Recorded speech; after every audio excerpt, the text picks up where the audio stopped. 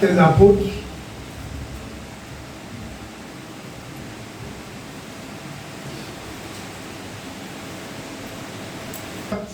À 8. On peut faire la lecture. Chapitre 1 à son verset 4. Comme il se trouvait avec eux, il leur recommanda de ne pas s'éloigner de Jérusalem, mais d'attendre ce que le Père avait promis. Le Père avait promis. Ce que je vous ai annoncé, leur dit-il. Car Jean a baptisé d'eau, mais vous, dans peu de jours, vous serez baptisés du Saint-Esprit. Alors les apôtres réunis lui demandèrent, Seigneur, est-ce en ce temps que tu rétabliras le royaume d'Israël? Verset 7. Il leur répondit, ce n'est pas à vous de connaître les temps ou les moments que le Père a fixés de sa propre autorité. Verset 8. Mais vous recevrez une puissance. Vous recevrez une puissance, le Saint-Esprit, survenant sur vous, et vous serez mes témoins à Jérusalem, dans toute la Judée, dans la Samarie et jusqu'aux extrémités de la terre. Alléluia. Je vais lire le 2, versets 1 à 4. Le jour de la Pentecôte, ils étaient tous ensemble dans le même lieu. Tout à coup, il vint du ciel un bruit comme celui d'un vent impétueux. Et il remplit toute la maison où il était assis. Verset 3. Des langues semblables à des langues de feu leur apparurent, séparées les unes des autres, et se posèrent sur chacun d'eux. Et ils furent tous remplis du Saint-Esprit et se mirent à parler en d'autres langues, selon que l'Esprit leur donnait de s'exprimer. Seigneur, bénis ta parole au nom de Jésus. Alléluia. Alléluia. Alors, je vous disais qu'aujourd'hui, c'est le Saint-Esprit de la Pentecôte. Je parle de la Pentecôte, parle de fusion du Saint-Esprit. Et le premier passage nous dit que Jésus a demandé à ses disciples d'attendre, de ne pas s'éloigner et d'attendre la promesse qui avait été faite, ce qui avait été promis. Alléluia. Monter un peu mon micro, avant de sortir de Jérusalem. Amen. Amen. Parce qu'il leur disait comme ça que Jean a baptisé d'eau. Et il dit, vous serez baptisés du Saint-Esprit. Et quand vous serez baptisés du Saint-Esprit, c'est à partir de là, ce moment-là, que vous pourrez sortir de Jérusalem. Et de Jérusalem, vous pouvez aller dans toute la Judée, dans la Samarie et jusqu'aux extrémités de la terre. En réalité, c'était le plan d'évangélisation qui était en train de donner. Amen. Et quand nous allons plus en arrière, quand nous lisons Luc, vous voyez Luc, quand on lit Luc 24, verset 49, je vais lire Luc 24, verset 49, c'est ceci. Et voici, j'enverrai sur vous ce que mon Père a promis. Mais vous, restez dans la ville jusqu'à ce que vous soyez revêtus de la puissance d'en haut. Donc, vous voyez, c'est Jésus qui dit ici, il dit, je vais au Père, mais vous là, restez jusqu'à recevoir ce que mon Père vous a promis. Ce que mon Père vous a promis, c'est la puissance qui viendra d'en haut. Et cette puissance-là, c'est que Acte 1, verset 8 dit, il dit, vous recevrez une puissance. Et que le Saint-Esprit qui va survenir sur vous, à partir de là, que vous serez mes témoins. Ça veut dire que généralement, si quelqu'un n'a pas le Saint-Esprit, il ne peut pas être témoin de Christ. Ce n'est pas possible. Parce que le Saint-Esprit, quand nous recevons le Saint-Esprit là, c'est le Saint-Esprit qui donne ses dons. Et ça, c'est le fruit de l'esprit. Quand le Saint-Esprit vient en nous, là, il change notre caractère. C'est ça qui est là-bas. Et le Saint-Esprit qui vient en nous, il nous donne les dons. C'est la capacité surnaturelle qu'il nous donne de pouvoir exercer en tant que serviteur de Dieu, en tant que servant de Dieu. Et c'est le Saint-Esprit qui appelle aussi au ministère. Donc ce que vous voyez là, c'est le Saint-Esprit qui appelle au ministère. Qui dit, toi, il t'appelle à exercer tel ministère, ministère d'apôtre, ministère d'évangéliste, ministère de docteur, ministère de pasteur, et puis ministère de quoi encore, prophète. Donc vous voyez ce que le Saint-Esprit fait. C'est pourquoi le Seigneur dit, attendez d'abord, ne soyez pas pressés. Si vous voulez vous presser pour sortir, vous ne serez pas efficace. Mais pour être des témoins là, il faudrait que vous soyez revêtus de la puissance d'en haut. Vous voyez Pierre, on dit Pierre qui a aidé Jésus, mais quand Pierre a reçu le Saint-Esprit, c'est ce Pierre-là qui est sorti, qui a prêché, et à la Pentecôte, et puis on dit à combien d'âmes qui ont été convertis? Combien? Donc vous voyez que Pierre n'avait plus honte, il n'avait plus peur. Donc c'est pourquoi le Seigneur dit, tant que vous n'avez pas le Saint-Esprit, vous ne pouvez pas sortir. Si vous sortez, vous allez échouer. Mais soyez revêtus de la puissance d'en haut. Et la puissance d'en haut, c'est le Saint-Esprit. Alléluia. On va voir comment recevoir le baptême du Saint-Esprit. Quand il dit, beaucoup te disent, ah mais moi je vais avoir, comment je vais faire pour avoir ça aussi? Comment on va faire pour avoir là? Je vais essayer de décortiquer. Il faut suivre. Et il faut être disposé. Parce que, vous voyez, je disais ici le vendredi, on a dit, il n'y a pas du Saint-Esprit, hein. Je n'étais pas là. Il n'y a pas du Saint-Esprit, il a essayé de décortiquer ça. Le fruit de l'Esprit, là. Il a expliqué. Et puis, il a expliqué les symboles du Saint-Esprit. Voir le baptême. Vous voyez, il y a deux types de baptême. Le Seigneur dit à Jésus, il dit, Jean vous a baptisé d'eau. Il y a le baptême d'eau. Et je vous ai dit que le baptême d'eau, c'est un engagement qu'on prend publiquement. Moi, là, je vais donner ma vie au Seigneur, donc je vais me faire baptiser. Donc, on te prend, on t'envoie dans l'eau. Et sur la part de ta confession, on te plonge dans l'eau et tu ressors de l'eau. On te met, on t'y met, tu rentres dans l'eau, tu es immergé, tu rentres complètement dans l'eau et puis tu ressors de l'eau. On dit que tu es baptisé. Baptisé d'eau. Maintenant, quand tu es baptisé d'eau, acte 2, verset 38 dit que quand tu es baptisé d'eau, là, maintenant, il ne faut pas t'arrêter là pour dire je suis baptisé d'eau, je prends Sainte-Seine. Il faut chercher le baptême du Saint-Esprit.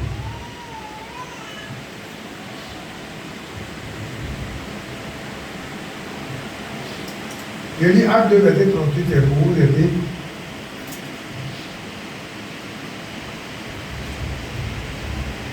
Acte 2, verset 38, nous dit ceci. On a donc posé la question à Pierre.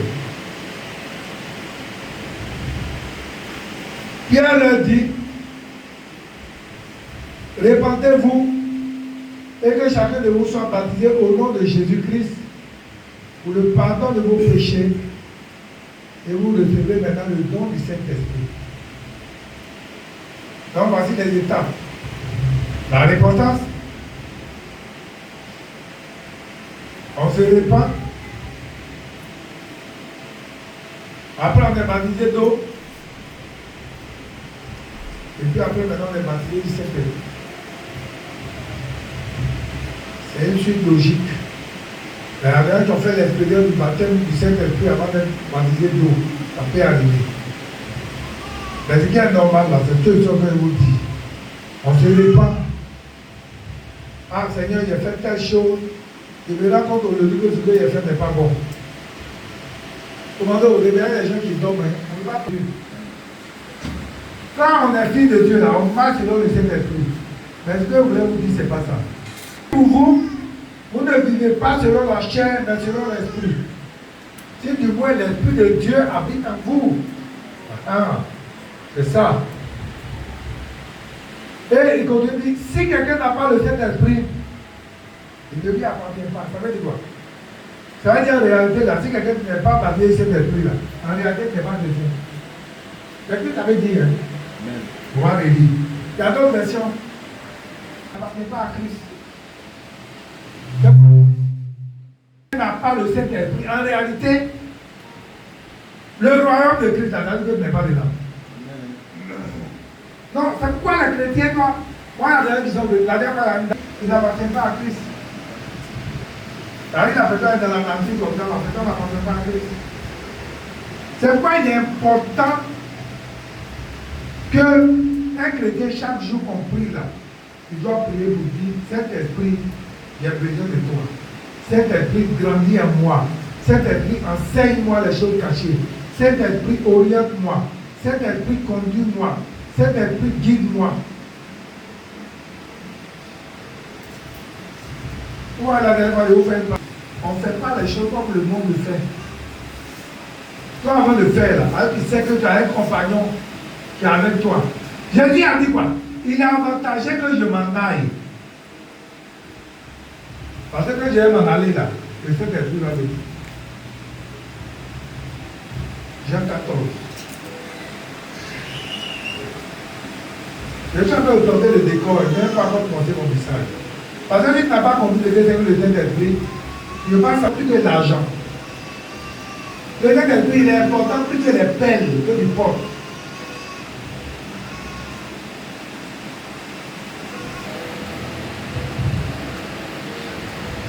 Verset 7. Le Seigneur dit cependant, je vous dis en vérité, il vous est avantageux que moi je m'en aille. Car si je ne m'en vais pas, le consolateur ne viendra pas vers vous. Mais si je m'en vais, je vous l'enverrai.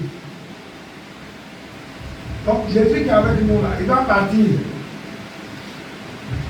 Il dit non, on va partir pour le faire avec nous. Quand on est avec toi au moins, tu multiplies les pains, on mange. À la fin dernière, c'est ça. Hein? Il est de Dieu là, oui, on s'en va, on mange. Il y a les trucs, on mange, voilà. Il dit, on va prier. C'est dit, il y a prière, samedi, à prière. De 8h à midi. Prière non-stop. Tu ne vas pas voir quelqu'un ici. Il dit, on est là, le samedi, on a mangé, on va manger de 8h à midi. Ici, la demande de Jésus, avec toi, on mange tous les jours, il multiplie le pain, même quand il n'y en a pas. Tu veux partir, on devient quoi? Jésus a dit, il est avantageux pour vous que je m'en aille, il faut que je parte. Quand il est parti, celui qui va venir là, lui, c'est là avec vous en tout temps. C'est quoi le Saint-Esprit quand il vient à nous là? Il est à nous. On peut la traiter. Il est à nous. Donc c'est à nous de le raviver. Si tu veux prendre un temps de jeûne, tu veux prendre un temps de prière, tu peux raviver le Saint-Esprit en toi. Ce n'est pas quelque chose que tu as et puis il s'en va. Non. C'est pas le Saint-Esprit là. Il est à nous. Jésus a dit que je vais m'en aller, il va venir, il sera avec vous. Il vous enseignera les choses à venir. Elle est toute de vérité. Et quand il sera venu, il convaincra le monde en ce qui concerne le péché, la justice, le jugement. C'est pas si un enfant de Dieu véritable, quand il commet un péché, tu as attristé en même temps. Il dit que telle chose là, j'ai fait, ça me fatigue. Parce qu'il était l'avantage de David. Quand David commet un péché, il a attristé et puis il se répand. C'est ce qui fait la différence des vrais chrétiens et puis des païens. Parce qu'un vrai enfant de Dieu là, il ne demeure pas dans le péché. Il peut tomber dans le péché, mais il se relève. Parce que le Saint-Esprit, là, tout de suite, le Saint-Esprit va lui dire non, ce que tu as fait n'est pas bon. Il sera traité. Et puis il va chercher à sortir de là. Un véritable enfant de Dieu, il ne demeure pas dans le péché. Non. Alléluia. Amen. Donc on va voir comment recevoir le Saint-Esprit. Étape 1. Donc, étape 1, il faut être d'abord chrétien, il faut être croyant. C'est rare qu'un païen quitte là-bas et puis il vient, et puis il est assis, et puis c'est des autres qui c'est rare. Ça peut arriver. Ça peut arriver. Avec quand Pierre est parti chez Corneille, pendant qu'il était en train de donner les notations, et tout le dit est descendu, ça peut arriver. Mais il faut être croyant. Jean 7, verset 37 à 39.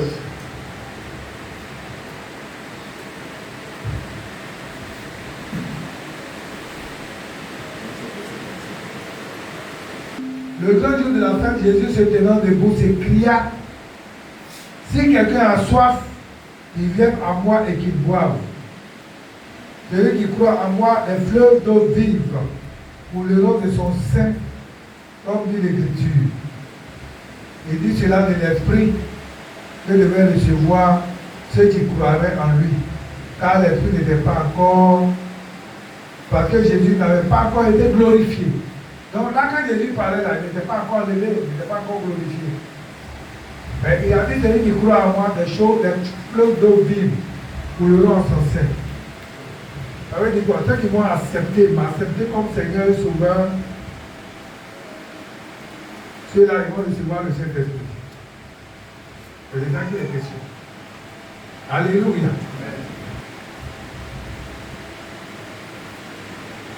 Demandez quelque chose à mon nom, je le ferai. Si vous m'aimez, gardez mes commandements.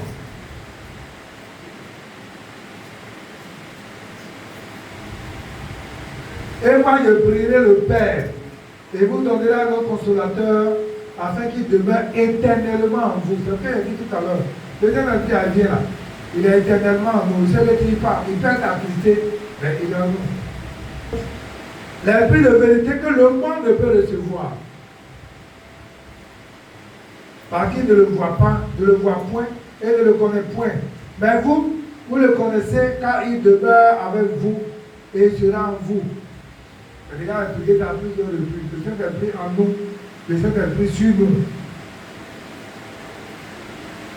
Le Saint-Esprit sur nous là. Écoutez-moi. Il dit, il demeure éternellement en vous et sur vous. Ça veut dire quoi? Le Saint-Esprit en nous, le Saint-Esprit sur nous. Écoutez-moi très bien. Le Saint-Esprit en nous là, c'est qui nous apporte la transformation. Le Saint-Esprit en nous là, nous transforme. Nous donne de faire des miracles, de casser les chaises. C'est pourquoi vous voyez à des hommes de Dieu, ils vont prêcher, les chaises vont se casser, les gens vont tomber, rouler à terre. Mais quand tu vois ta vie là, quand il quitte la mer, tu vas le voir, tu peux le trouver le chemin là, s'il est en train de boire Pelé, ou bien en train de faire par là. Voilà. Tout de suite là. Il a prêché, il y a eu le moment où il s'est délevé, les gens sont tombés, ils sont relevés. Mais il veut sortir là et puis il est en train de faire par là avec quelqu'un. Quand le Saint-Esprit sur nous. Il y a le Saint-Esprit sur lui. Mais le Saint-Esprit en nous là, ça nous donne d'être transformés. Quand le Saint-Esprit est dans la vie d'une personne, si cette personne a été un homme qui manifestait la colère, le Saint-Esprit vient transformer la vie de cette personne. C'est pourquoi on dit que Moïse là était un homme quoi? Il a fait un travail dans la vie de Moïse. Avec quelqu'un me suit. Amen. Donc il faut comprendre le Saint-Esprit sur nous et le Saint-Esprit en nous. C'est pourquoi tu vas voir les hommes de Dieu faire des choses. Ah, comment lui aussi il a fait ça? Parce que le Saint-Esprit sur nous. Il a le Saint-Esprit sur lui. Mais le Saint-Esprit n'a pas fait le travail en lui. Et beaucoup refusent le travail que le Saint-Esprit fait en nous. C'est pourquoi il y a des gens qui ne veulent pas les remarques. Il y a des chrétiens qui ont des de repentir. Viens me repentir pourquoi? Viens me repentir pourquoi? Mais quand au niveau de repentir là, ça veut dire peut-être qu'il y a quelque chose que le Seigneur voit en toi qui n'aime pas encore. Ta vie est peut-être transformée à 98%. Mais il y a 2% qu'un homme de Dieu peut voir et puis il va dire ça là. Il faut changer ça, il faut corriger ça. Alléluia. Amen. Donc si on a compris là, on accepte. Et puis on demande au Seigneur de nous aider pour que cette transformation là soit faite. C'est très important de comprendre ça. Le Saint-Esprit en nous, le Saint-Esprit sur nous. Mais quand le Saint-Esprit est en nous, là, quand il fait une transformation, quand les gens se demandent, ah, lui là, il a changé vraiment. Lui là, non. Après, il était comme ça, mais il a changé. Voilà. Parce que le Saint-Esprit en nous.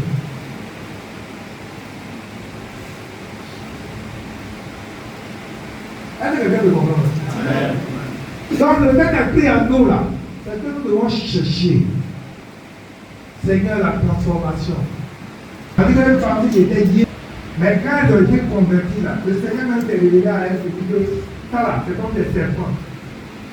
Des serpents. Elles ont abandonné ces choses. Aujourd'hui là, elles se sont dépouillées.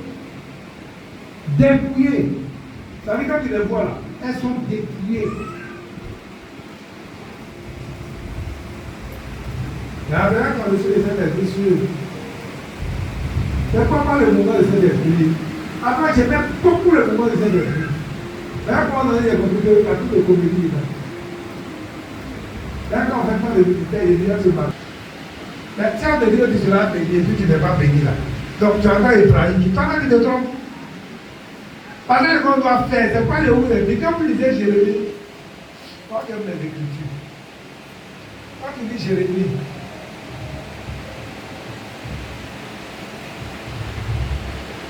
attends, je vais voir. Je ne vais pas m'étromper.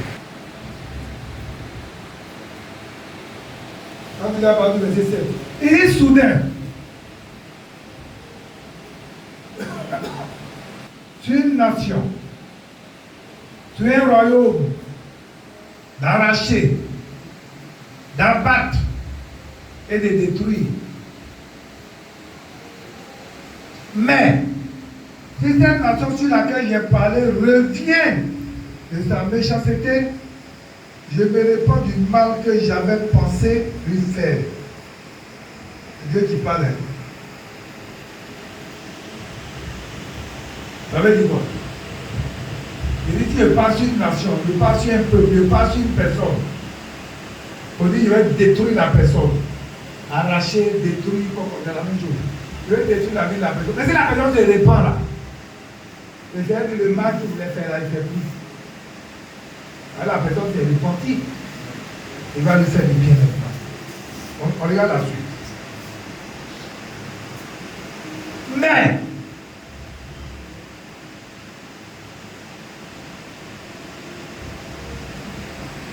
et tout je parle d'une nation sur un royaume, de bâtir et de planter. Ça dit, il dit, je vais te bénir.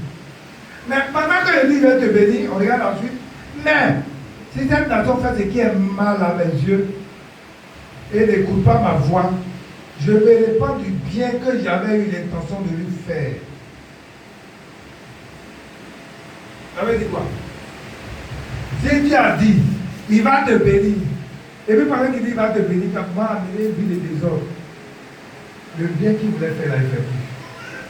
C'est difficile de comprendre ça. Donc c'est pas mal les gens de dire tu seras béni. Moi je vais y appeler à l'école pastorale. Toutes les bénédictions sont conditionnées. Béni. Et puis on ne dit pas, Dieu dit que tu seras béni si tu rends ta vie. Dieu dit que tu seras élevé si tu mets une vie de sanctification du temps. Dieu dit que tu seras béni si tu fais ceci. Dieu dit que tu seras restauré si tu fais ceci. Voilà comment les prophéties se donnent. Mais les prophéties en donnent comme ça. Dieu dit que tu seras béni. Tu seras béni. Quand je te vois, tu seras béni. Quand je vois, ça c'est pas prophétie. C'est des prophéties pour le ventre. On a fait là. On prophétise comme ça. Alors, c'est le quand il y a dit que tu seras béni pour avoir l'argent. Il va faire. Non. Comment faire pour que Dieu fasse l'argent dans la vie de ta maison? C'est qu'il a rien fait. La personne qui les doit, quand il dit c'est moi, il dit. C'est pas Dieu dit, vous me servirez et je vous bénirai. Dieu là, toutes les bénédictions sont conditionnées. Dieu ne bénit pas au hasard. Dieu là, c'est pas bidé sako là. Dieu là, c'est pas affaire de loterie nationale. C'est pas du temps qu'il y a quelqu'un qui joue loterie là. Arrêtez. Si tu penses que c'est loterie, tu vas jouer pour avoir l'argent, c'est faux. On va dire, après investir, tu peux faire de l'activité. Et quand tu es sur l'entrepreneuriat, les jeux. Dieu là, ces bénédictions sont toujours conditionnées. La personne qui te dit que il y a des femmes comme ça, elles ont 3 quarts. Et puis on a dit, Dieu dit, tu dois te marier. Quand tu es marié, comment tu as prévu pour moi là? Il y a 3 personnes. Mais dis-moi, celui qui va m'épouser contre moi, c'est qu'on appelle la volonté spécifique de Dieu. Dieu va te dire non, Pierre a l'argent, Paul a l'argent, mais il faut prendre Y. Lui, il n'a pas l'argent, mais il craint Dieu. Avec lui là, il ne va pas pleurer. Il va dire non, X là, il a l'argent, mais il va te débrouiller dans la maison et puis il est là-bas avec ses amis. Donc quand tu regardes là, qu'est-ce que tu veux? Quand tu as bien un homme qui va être avec toi dans la maison, il n'a pas de grand moyen, c'est pour l'entendre, ou bien celui qui a des milliards et lui qui est dans la maison, seul. Donc normalement, quand tu vas demander au Seigneur là, lui, il va te dire celui qui est de sa volonté, il va te dire il faut prendre lui là. Il faut accepter la vérité de Dieu. Voilà comment Dieu fonctionne. C'est pas Dieu là, il est fort. Si quelqu'un te dit que Dieu bénit au hasard, c'est faux. Donc si tu fais ça, voilà ce qui va arriver. Si tu fais ça, voilà ce que tu dois avoir. Dieu conditionne. Moi, je n'ai jamais dit, bon, il faut dormir, Dieu va te bénir. Jamais. Vous avez dit à te prendre, entrepreneuriat là. Si un pasteur dit à ses fidèles de ne rien faire, de dormir, et puis ils vont avoir l'argent, c'est faux. Moi, je dis c'est faux. Dans la vie, là, tout le monde se bat, tout le monde travaille. Tout le monde travaille. Et le travail qui rend indépendant, c'est qu'on a appris à l'école. Le travail là, ça rend indépendant.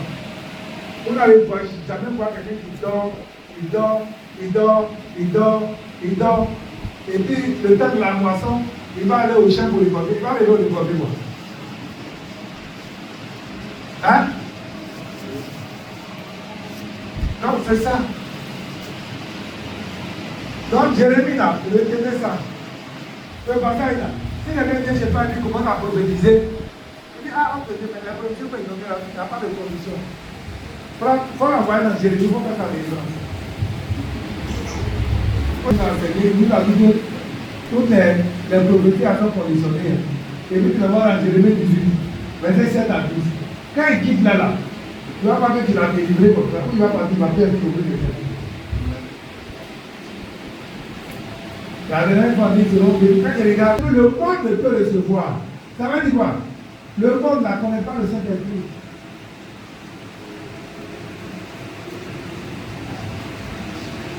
C'est pas comme lui qui est lancé la manifestation, il s'est dit, un pareil là, il regarde. Il va dire, mais c'est comme ça. Vous n'avez pas vu à la Pentecôte? On dit, mais ceux-là, ils sont ivres. Ils ont pris du vin ou de quoi? Hier, avec ces gars, on dit, non, ils ont bu. On dit, non, ils n'ont pas bu. Ils ont reçu le Saint-Esprit. Alléluia, on continue. Qui peut me donner une réponse? Verset 9 à 10.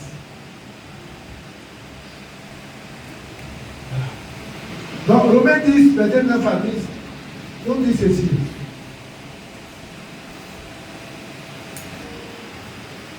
De ta bouche, le Seigneur Jésus est-il croit dans son cœur que Dieu l'a ressuscité des morts, il sera sauvé.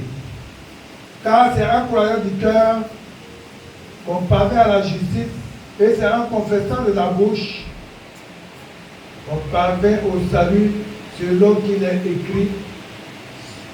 Selon que dit l'Écriture, quiconque croit en lui sera sauvé. Alléluia. Donc, ce que tu as dit, c'est juste.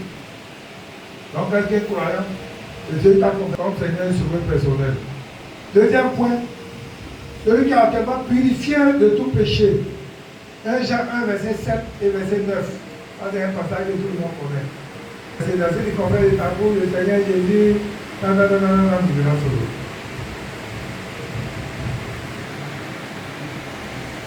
Mais si nous marchons dans la lumière, comme les lumières dans la lumière, nous sommes actuellement en communion et le sang de Jésus, son Fils, nous purifie de tout péché. Si nous confessons nos péchés, il est fidèle et juste de nous pardonner et de nous purifier de toute iniquité. Alléluia. Voilà. On va voir la deuxième étape. Donc, on voit la première étape, il faut être chrétien. Et on a vu quelqu'un chrétien, il faut confesser Jésus comme sauveur personnel, il faut être purifié de tout péché. Amen. Étape 2, il faut demander maintenant l'esprit. Donc, si tu remplis la première condition, tout à l'heure, on va passer à la première condition. Hein. Celui qui n'a pas fait la première condition, même si aujourd'hui quelqu'un est venu à l'église, s'il veut recevoir le Saint-Esprit, il peut recevoir. En fait, tu confesses, tu fais la première confession. Tu reçois Jésus comme Seigneur, sauveur personnel. Maintenant, on va passer dans la deuxième étape. La deuxième étape, c'est quoi? Il faut demander l'esprit. C'est un cadeau. On ne paye rien pour avoir. Et si tu te dis je veux, c'est lui qui va avoir. Il faut le demander aussi à une fois. On va voir les conditions.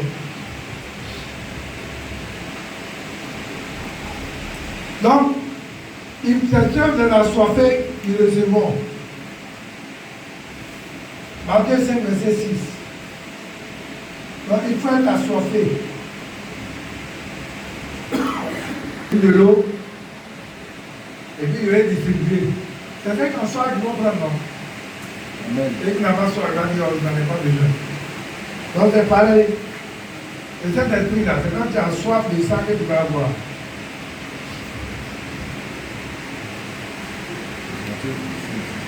Heureux ceux qui ont faim et soif de la justice, ils seront rassasiés. Donc, c'est celui qui a faim et soif qui va avoir. Donc, pendant que je suis en train de parler de ça, si tu veux avoir là, tout à l'heure, quand on va dire de prier, tu vas prier. Comment on fait pour avoir là? Tu vas faire, tu vas recevoir. Moi, je n'ai pas forcément t'imposer la paix. Regardez comment on va faire pour avoir là. Si tu fais, tu vas avoir. Hein? On continue. Luc 11, verset 11 à 13.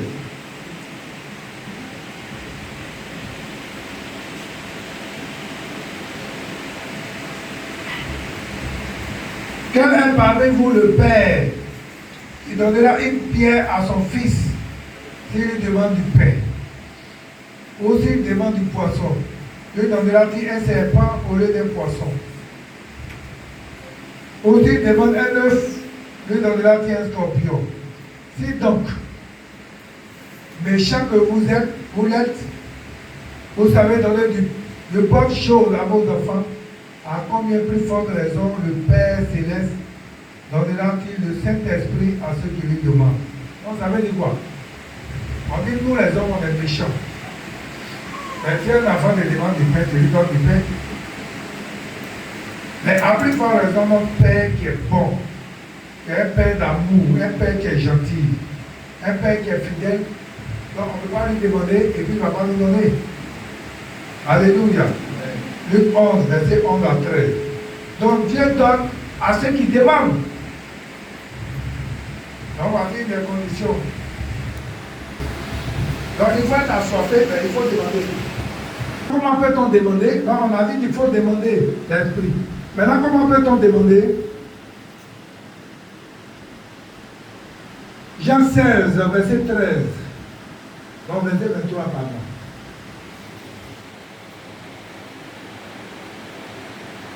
Là, vous n'interrogez plus.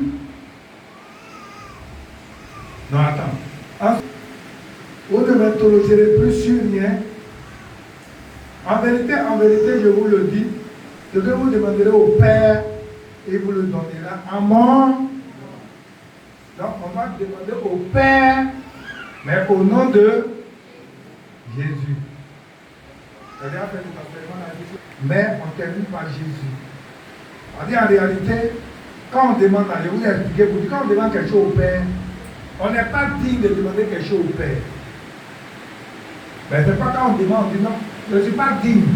Mais je le demande, c'est au nom de Jésus que je demande. Et puis le Père va répondre. Alléluia. Voilà. Donc on demande au Père au nom de Jésus. Marc 11, verset 22 à 25, dit quoi? Il faut demander toute foi, mais avec foi. On va lire.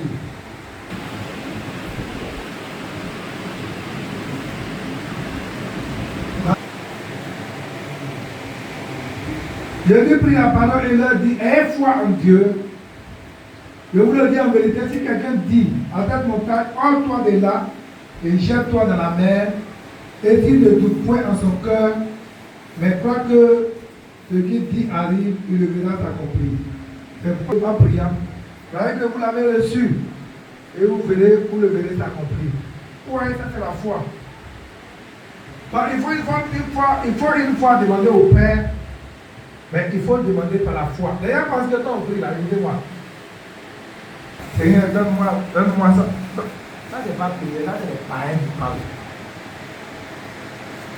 Si tu veux prier, là, Seigneur, je te prie de me donner telle chose au nom de Jésus. J'ai besoin de cette chose parce que je vais faire telle chose avec. Je vais contribuer à l'avancement de ton œuvre. Je vais soutenir X, je vais soutenir Y. Ça demandait une fois. On pense que les gens, on répète la même prière. Au nom de Jésus, au nom de Jésus, au nom de Jésus, au nom de Jésus, au nom de Jésus, au nom de Jésus. On va dire Jésus là au moins 10 000 fois. Ce n'est pas prière. Donc il faut demander la chose une fois, mais avec foi. On n'a pas dit de répéter les prières. Le Seigneur Jésus dit, quand il enseigne sur la prière, il dit, afin de répéter là, il dit c'est les païens qui font ça. Sinon, toi chrétien là, tu demandes la chose une fois, mais avec foi, au pas de faire en doutant. C'est pas les gens vous êtes comme, parce que vous avez pris des actions positives. On vous montre des secrets, actions prophétiques là.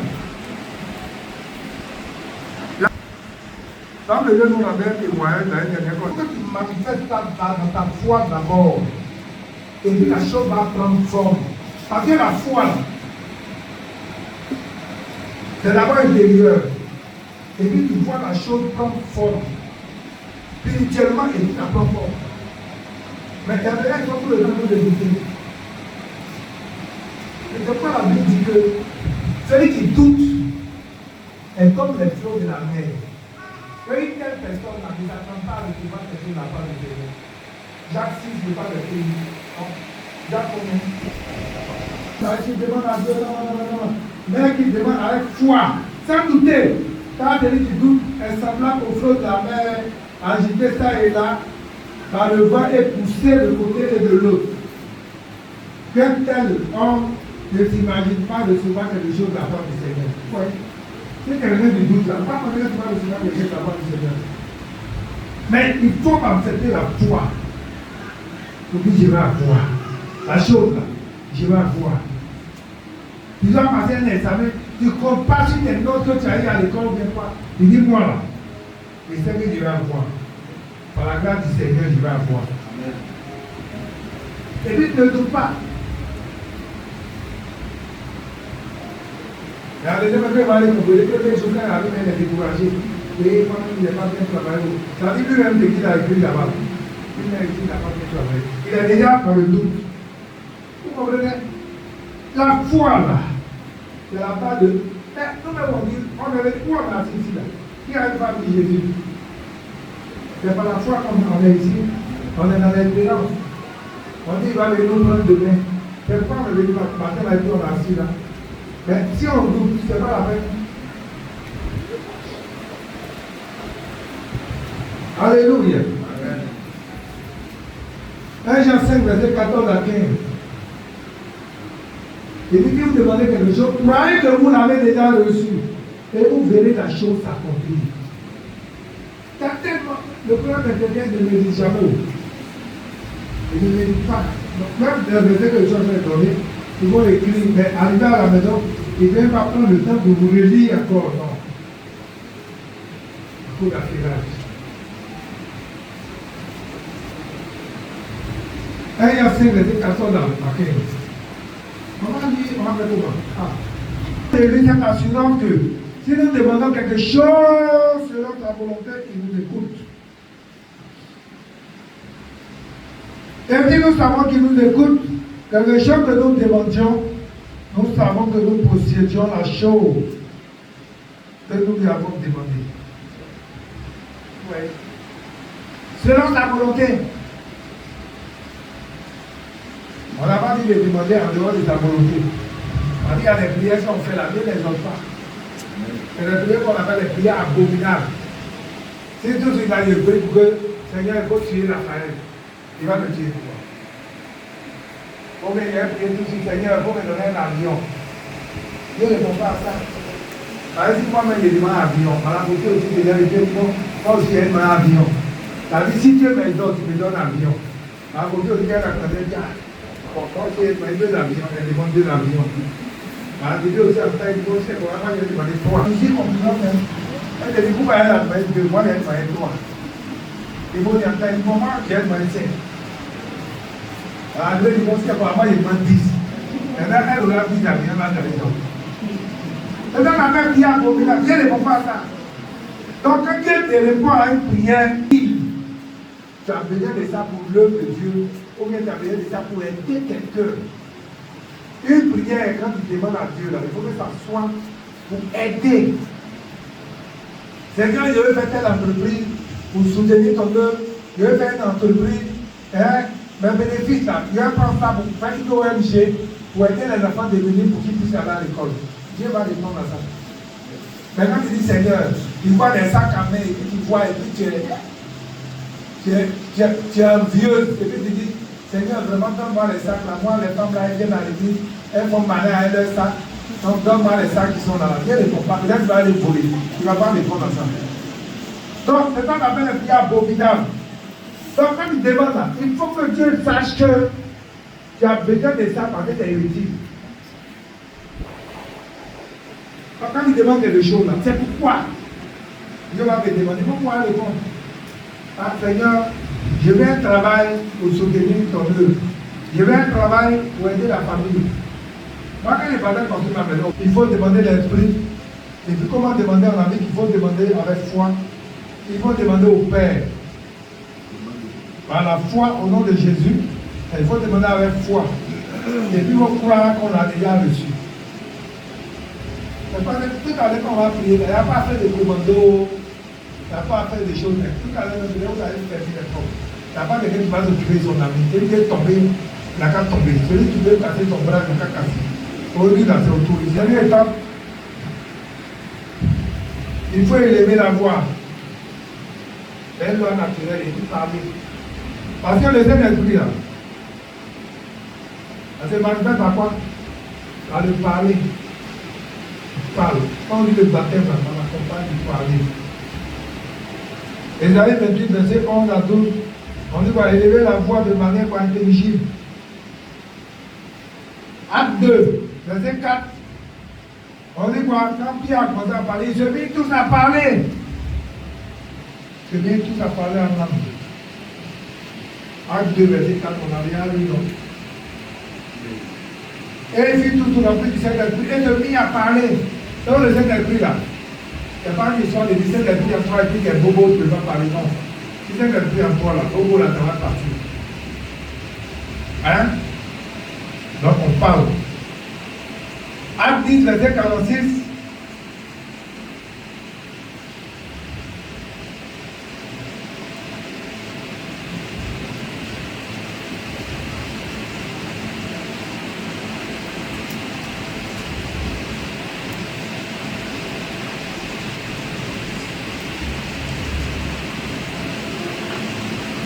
Car ils entendaient parler en langue et glorifier Dieu. Donc quand le Saint-Esprit descend dans la vie d'une personne, les gens parlent. Voilà, les gens parlent. Vous allez voir les gens parler, les gens vont commencer à prophétiser ici. Les langues seront déliées. Alors ils vont commencer à prophétiser. C'est la même chose.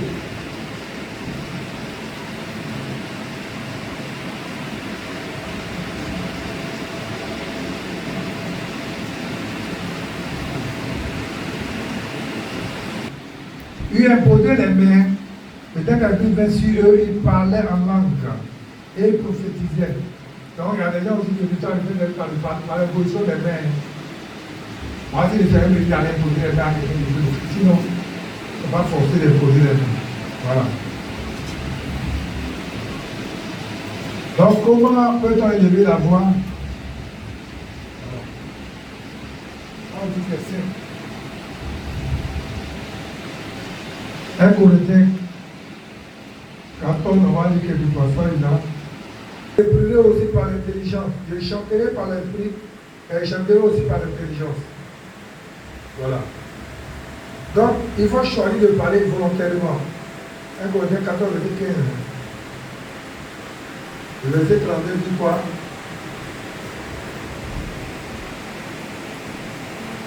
L'esprit des prophètes soumet aux prophètes. Voilà. Donc vous allez voir que quand on va commencer, quand tu vas ouvrir la bouche, on va commencer à parler selon que l'esprit, c'est comme le parler à langue là. Selon que le Seigneur, par exemple, Dieu l'a montré ça en songe, et il ne devait pas parler parce qu'il mais celui qui veut parler, il va parler, et puis il va voir la chose manifestée. Alléluia. Donc l'esprit va d'énoncer des mots. Les mots que tu vas énoncer là, c'est ton parler en langue qui est là. On va dire, comme là, X parle comme ça, moi aussi je veux parler comme ça. Non. Dieu peut te donner à toi de parler de ta manière. Il peut donner à moi de parler de ma manière. Voilà. Mais le plus important, c'est d'être disposé. Quand on sera en train de prier, tu vas voir la chose se manifester. Alléluia. Que le Seigneur nous bénisse.